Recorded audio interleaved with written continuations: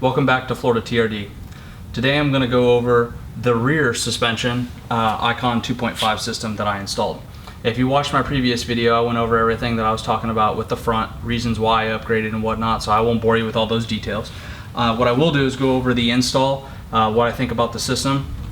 So as far as the spring go, obviously I can't show you this. The spring is tucked underneath, but I did choose their 2-lift spring. I did not pick the overland spring. After much advisement from Icon, they said that unless you're going to have several hundred pounds on the vehicle at all times, that it's not what the spring that I want to go with. I'm very happy that I went that route because this thing is stiff just the way it is.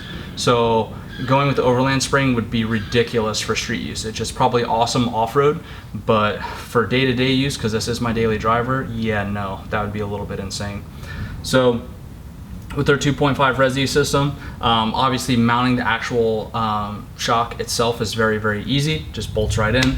I did upgrade to their shin guards, which go over the lower shock mount bolt and protect the low-hanging shock shaft from impacts. Highly recommend that upgrade. They're all stainless steel, made awesome, and that is the lowest hanging part on the rear axle, so why not protect it, especially because they get damaged so much on the trail anyways. Really the only part of the install that sucked was mounting this reservoir.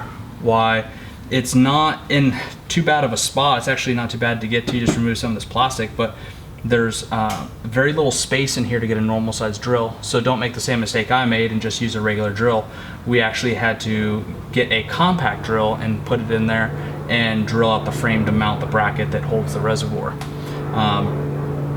You could also use a pneumatic 90-degree angle drill. You could use that. That would get the job done very well, but just don't make the same mistake I did. Other than that, I really like the idea that it's mounted behind something, so it's pretty well protected at all times. Compared to my Tacoma set, the Tacoma was just mounted like right here. So if you had any type of large rock or anything that came off of it, obviously I know a large rock here on this part of the tire is a little bit unrealistic, but crazy things have happened. So I just like the idea that it's behind something to protect it from a little bit of debris. Other than that, like I said, zero complaints. Also, something to know, if you look at this, that's got some like white marking where the spraying area is. That's because this bolt that you use to clamp for the hose backs off. So check it or do something to try to secure it. It's very, very, very coarse thread self-tapping, so not sure how effective Loctite would be.